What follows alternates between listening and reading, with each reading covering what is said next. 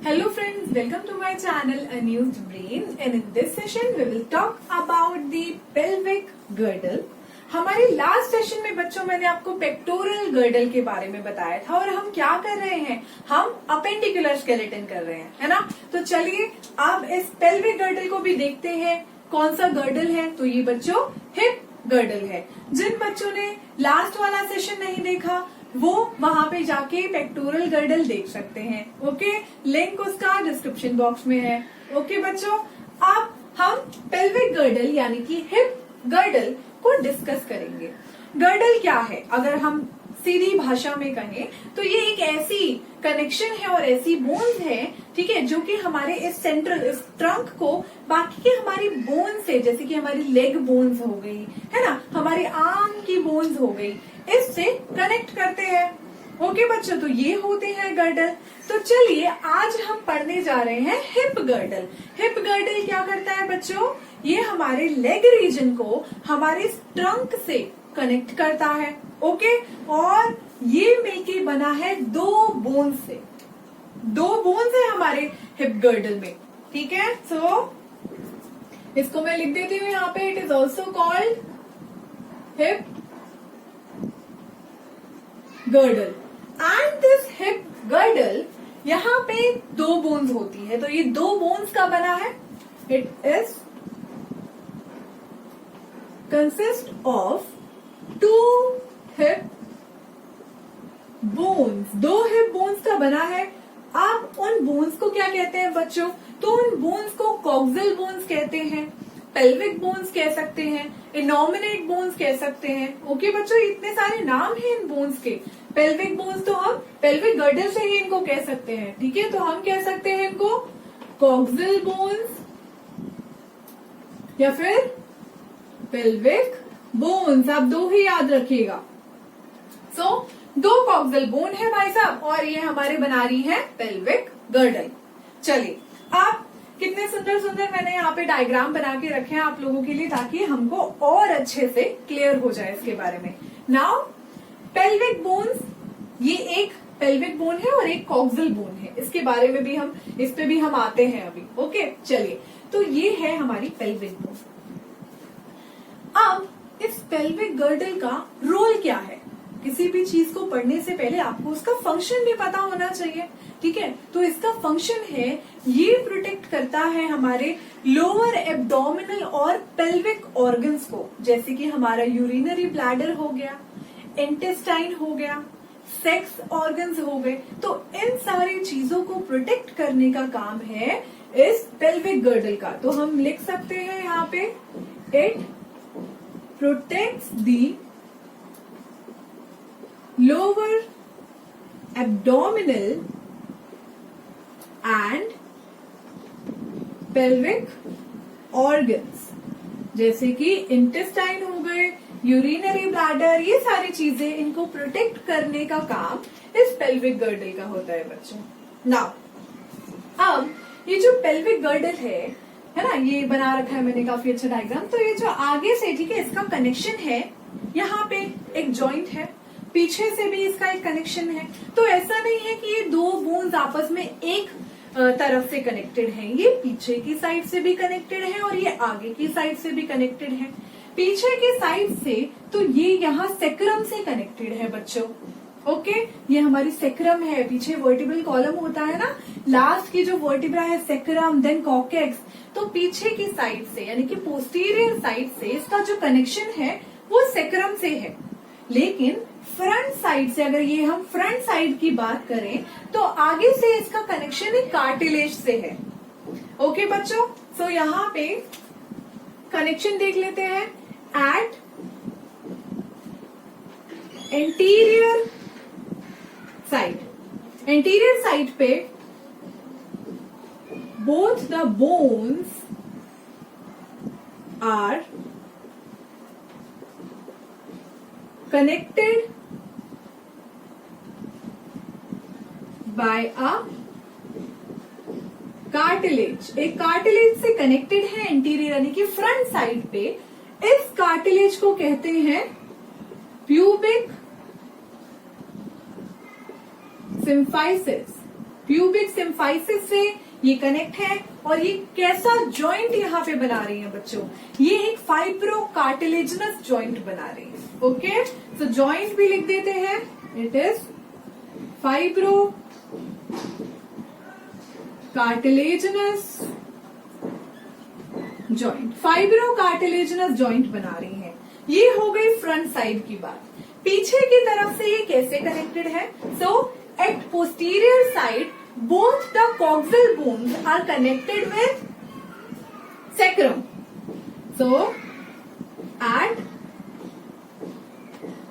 posterior side यानी कि back side, ठीक है, बैक साइड पे हम लिखेंगे both the bones are connected with sacrum. Sacrum से कनेक्टेड है।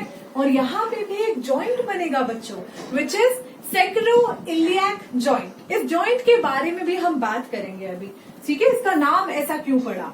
सो with sacrum by sacroiliac joint.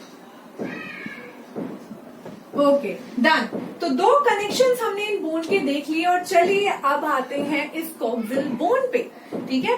ये जो कॉक्सिल बोन है बच्चों, ये 3 बोन्स के और 3 पीसेस के फ्यूजन से मिलके बना है, ठीक है। तो 3 पीसेस के फ्यूजन से मिलके बना है और ये एक हमारा मैंने स्ट्रक्चर बना रखा है, डायग्राम बना रखा है बोन का। नाउ ये जो हमारा कॉक्सिल बोन है, ये 3 बोन के फ्यूजन से मिलके बना है। चलिए उन बोन्स को अभी देखते हैं। Now, each coxal bone is formed by the fusion of 3 bones. ये एक हमारी कॉक्सिल बोन है, जैसे कि ये मैंने आप बना रखी है बच्चों यहाँ पे। ये बनी है 3 बोन्स के फ्यूजन से। पहली है इलियम, दूसरी है प्यूबिस और तीसरी है इस्कियम। ओके, तो इलियम, प्यूबिस और इस्कियम ये तीनों मिलके बच्चों एक कॉक्सिल बोन बनाती हैं, ठीक है। अब क्या है कि इनका जो फ्यूजन है ये बच्चों की एज में कंप्लीट नहीं होता, ठीक है। जब आप चाइल्डहुड स्टेज में हैं, ठीक है, कोई भी बच्चा, तो वहां पे जो बोन्स हैं वो कंप्लीटली फ्यूज नहीं होती। But by the age of 22 और 23 फिर जाके फ्यूजन कंप्लीट होता है और ये तीनों बोन मिलके एक सिंगल कॉक्सिल बोन बना देती हैं, ठीक है। लेकिन उससे पहले ये 3 अलग अलग टुकड़े होते हैं, ओके, जो कि आपस में कनेक्टेड होते हैं। चलिए, तो यहाँ पे each coxal bone is formed by the fusion of 3 bones. One is ilium और ये स्ट्रक्चर है, this is the posterior side. Suppose ये पोस्टीरियर है और ये वाली साइड जो है एंटीरियर है, ठीक है, ध्यान देना बच्चों। तो ये पोस्टीरियर साइड है, ये एंटीरियर साइड है, यानी कि ये बोन्स मैंने ऐसे दिखाई है, ठीक है, हल्की सी ऐसे टिल्ट है क्योंकि ये पीछे की तरफ है, ठीक है, पीछे की साइड है ना, ये वाली पीछे की साइड और ये वाली आगे की साइड होगी एंटीरियर। तो ये फ्रंट है, ये बैक है। तो आपको एंटीरियर साइड पे, ठीक है, एंटीरियर साइड पे एक अलग बोन देखने को मिलेगी और पोस्टीरियर साइड पे एक अलग पार्ट देखने को मिलेगा। चलिए, तो ये वाली कौन सी है? ये वाली जो है हमारी सबसे ऊपर वाली, दिस इज इलियम। इस इलियम को आप उस वाले इलियम से कंफ्यूज मत करना जो कि आपने डाइजेशन में पढ़ा था, ठीक है। जिन बच्चों ने डाइजेशन पढ़ लिया है वो उस इलियम को इस वाले इलियम से कंफ्यूज मत करना। दिस इज ILIUM और वो ILEUM होता है। क्लियर है? Now this is ilium and ileum के सरफेस पे, ठीक है, क्या होती है? एक बोनी रिज प्रेजेंट होती है, एक बोनी रिज प्रेजेंट है सरफेस पे। ओके, ये बोनी रिज आपको कहाँ फील होगी? ठीक है, जब आप अपना जो हैंड्स है, ठीक है, वो अपने इस बैक पोर्शन पे रखेंगे एंड नाउ आप उसको स्लाइटली नीचे की तरफ पुश करेंगे, जहां पे आपका वेस्ट रीजन आपके हिप रीजन से सेपरेट हो रहा है, वहां पे आप इस इलियम क्रेस्ट को फील कर सकते हैं। Now this is ilium crest, ये रही हमारी इलियम क्रेस्ट। नाउ ये जो बच्चों इलियम बोन होती है ना, ये सबसे लार्जेस्ट बोन होती है, लार्जेस्ट कॉक्सियल बोन होती है। तो मैं लिख सकती हूँ इट इज सुपीरियर, यानी कि ऊपर की साइड प्रेजेंट है एंड ये लार्जेस्ट है। Second one is pubis. ये वाला जो ब्लैक है ना, ठीक है, ब्लैक में मैंने ऐसे लाइंस बना रखी हैं, तो ये वाली है हमारी प्यूबिस। और प्यूबिस आप एंटीरियर साइड पे देख सकते हैं। तो प्यूबिस के बारे में मैं लिख सकती हूँ कि क्या है ये, एक तो इंफीरियर है और दूसरी एंटीरियर है, यानी कि नीचे की साइड पे और आगे की साइड पे। So this is inferior anterior. Now इसकी हम की बात करते हैं, ये प्रेजेंट है पोस्टीरियर साइड पे, ठीक है, ये वाली हो गई हमारी प्यूबिस। ये प्रेजेंट है पोस्टीरियर साइड पे और ये भी इंफीरियर है। So this ischium is inferior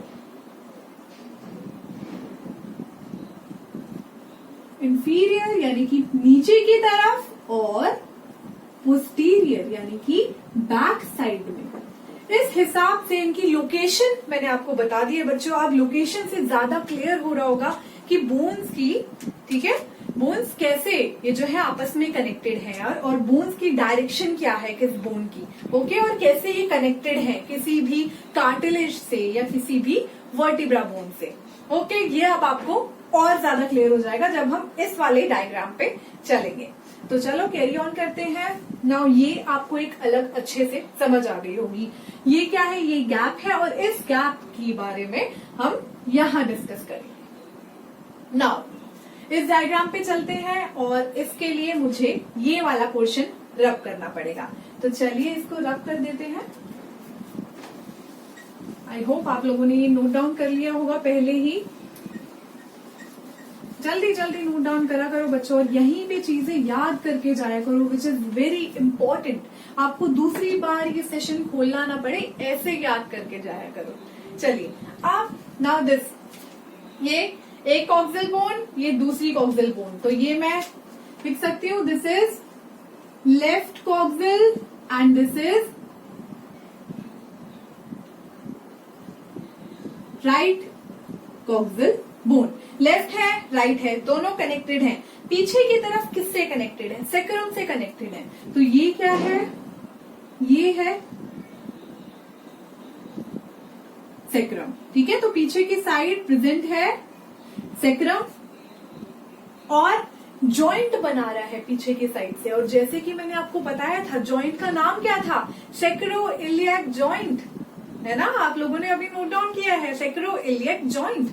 क्यों है, because this bone is ilium, clear. This is sacrum. जब ये दोनों मिलके जॉइंट बनाएंगे तो जॉइंट का नाम कैसा होगा, सेक्रोइलियक जॉइंट। तो यहाँ पे लिख देते हैं, दिस इज सेक्रोइलियक जॉइंट। चलिए इस वाले जॉइंट की बात हो गई और आप सबको समझ आ गया होगा इसका नाम ऐसा क्यों पड़ा। नाउ क्लियर है। अब आगे बढ़ते हैं। ये है हमारी कॉकेक्स, तो टेल बोन भी यहाँ पे प्रेजेंट है ना, वर्टिब्रल कॉलम से भी ये थोड़ा सा अटैच है। आगे की तरफ ये किससे कनेक्ट है, आगे की तरफ ये कार्टिलेज से कनेक्ट है, और जो कि मैंने ऐसे डॉट्स के साथ दिखाया है, ये कार्टिलेज इन दोनों के बीच में आप देख सकते हैं। दिस इज प्यूबिक सिम्फाइसिस, ठीक है बच्चों। और क्या चीजें हैं, आप बाकी के दोनों भी देख लेते हैं। तो प्यूबिस की बात करते हैं और इस्कियम की बात करते हैं, ठीक है। तो दिस वन इज इस्कियम। सो यहाँ पे कहा है प्यूबिस और इस्कियम।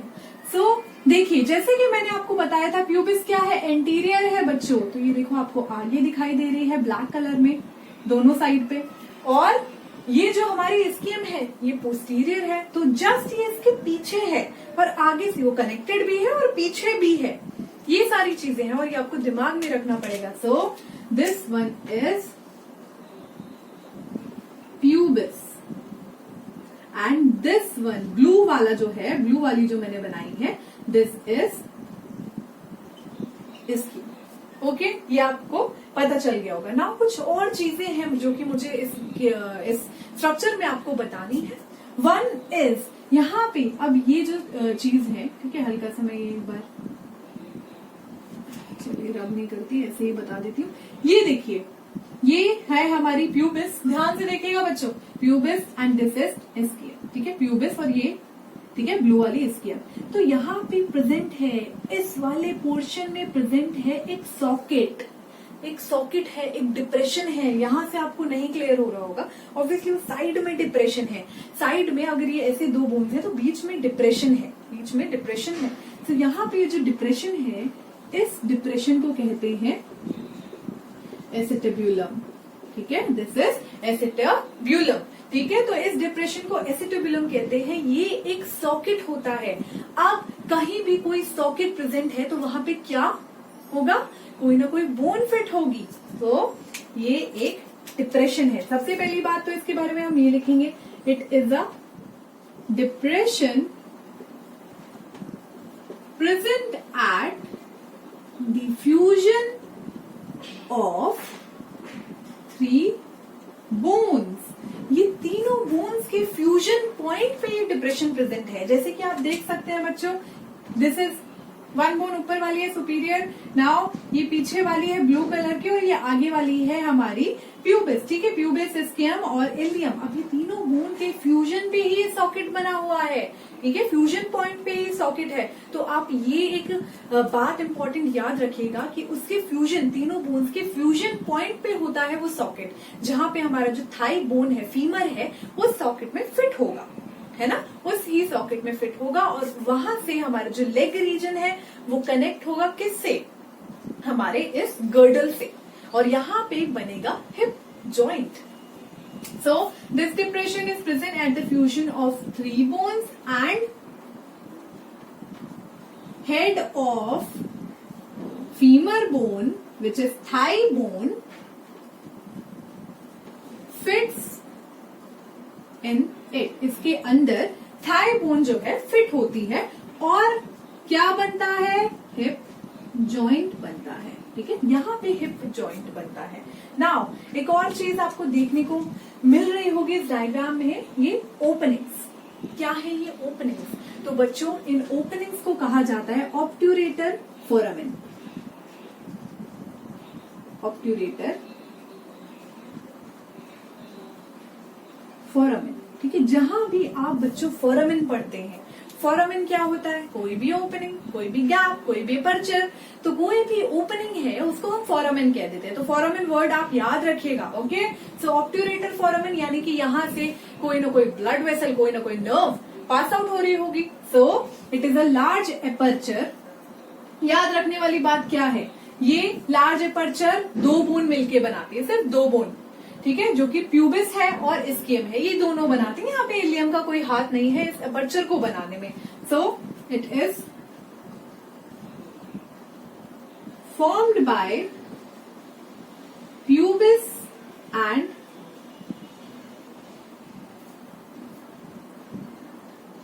इस्कियम एंड हम इसके बारे में लिख सकते हैं, यहां लिख देते हैं obturator foramen. It is a large aperture through which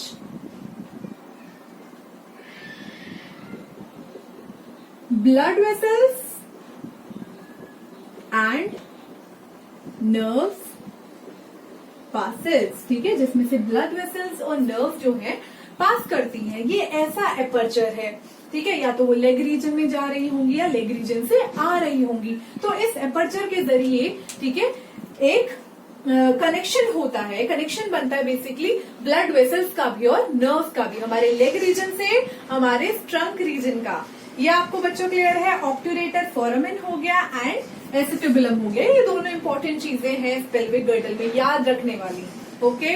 और तीन बोन्स के बारे में अच्छे से मैं बता चुकी हूँ, जैसे कि ये पोस्टीरियर है और ये वाली इंटीरियर साइड पे है, इंटीरियर बोन है इस कॉक्सिल पार्ट की।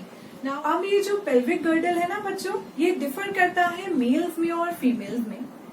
फीमेल्स के केस में पेल्विक गर्डल का डायमीटर ज्यादा होता है एज कम्पेयर टू मेल्स, क्योंकि फीमेल्स के केस में बर्थ कैनाल का भी एक एडिकेट स्पेस होना चाहिए, है ना, क्योंकि बच्चा जो है बर्थ कैनाल से, ठीक है, जब उसका बर्थ होगा तो बच्चे का जो हेड है उस बर्थ कैनाल से आना चाहिए, ओके, निकलना चाहिए, तो उसके लिए एक एडिकेट स्पेस चाहिए। अगर इतना एडिकेट स्पेस नहीं होगा तो वहां पे प्रॉब्लम आएगी। तो इसीलिए उस एडिकेट स्पेस के लिए डायामीटर इस पेल्विक गर्डल का ज्यादा होता है in the case of females, but males के केस में ये कम होता है। तो फीमेल्स के केस में आप याद रखिए कि डायमीटर ज्यादा होता है इस पेल्विक गर्डल का। ओके, तो आई होप आज का सेशन आपको क्लियर हो गया होगा बच्चों। हमने 2 कॉक्सियल बोन्स पढ़ी, उसमें हमने देखा कि वो फ्यूजन, ठीक है, वो 3 बोन्स का फ्यूजन है एक कॉक्सियल बोन, और तीनों बोन्स इनकी क्या खासियत है और क्या क्या चीजें वहां प्रेजेंट है हमारे पेल्विक गर्डल में। आई होप आज का जो सेशन है आपको बहुत अच्छे से क्लियर हो गया होगा, और हमारे नेक्स्ट सेशन में हम बाकी की सारी चीजें करेंगे, जैसे कि हमारा लेग रीजन है जो कि बचा हुआ है, और फिर हम जॉइंट्स भी कंटिन्यू करेंगे। Thank you.